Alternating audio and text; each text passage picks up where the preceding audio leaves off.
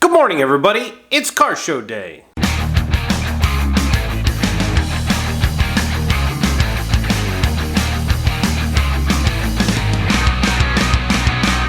Good morning, everybody. It is a good one today. It is Mooneyes open house, which is actually not far from my place, the pad, the place I live, lay my head, whatever you want to call it, the Daily Driver Project headquarters, my apartment. Yep, that's the place. That's the place that you see in the background. My place, but I'm headed down to Norwalk, actually Santa Fe Springs. It's on Norwalk.